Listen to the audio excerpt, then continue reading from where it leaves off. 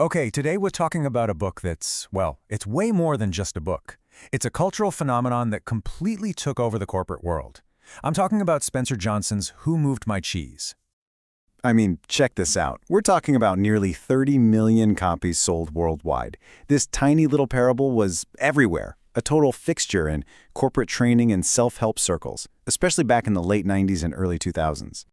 But here's the twist. It also sparked this massive backlash. A lot of people didn't see it as an empowering guide. Nope, they saw it as straight-up corporate propaganda, a tool to justify mass layoffs. So how did one simple story get so popular and at the same time so controversial?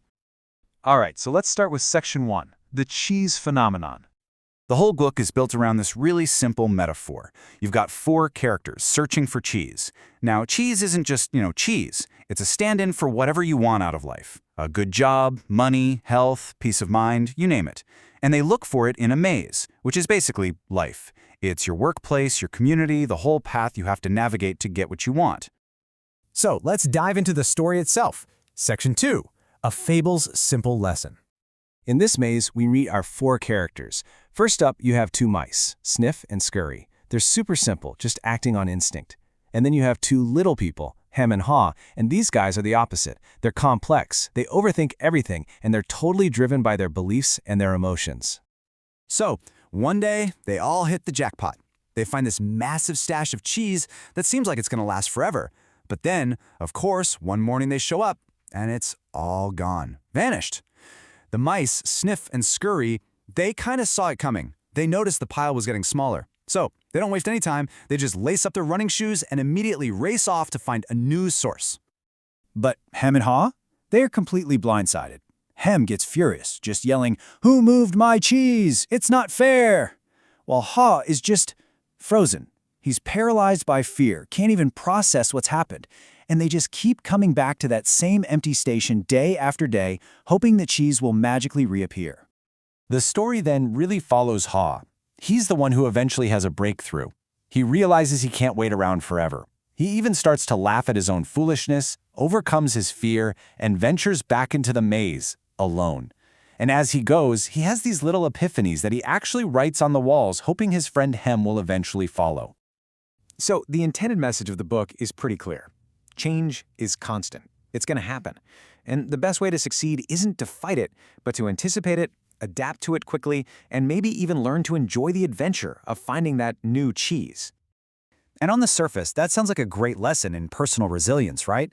But for millions of employees, this simple little parable came with a much more sinister subtext.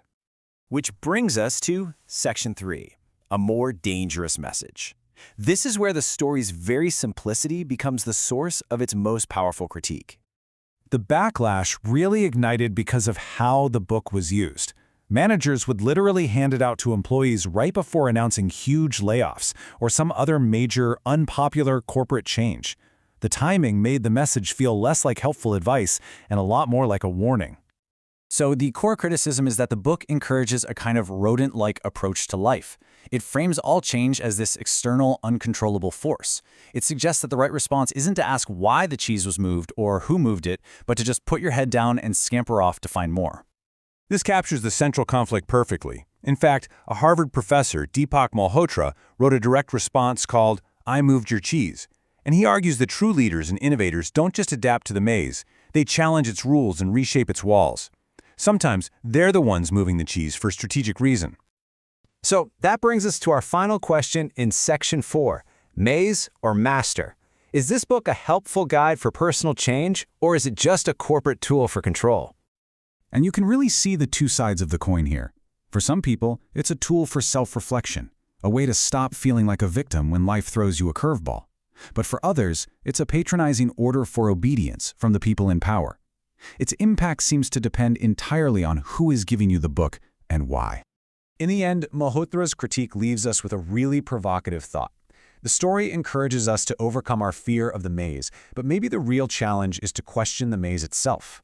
Are our biggest limitations the actual walls around us, or are they the assumptions and beliefs we've built inside our own minds that keep us running in someone else's game?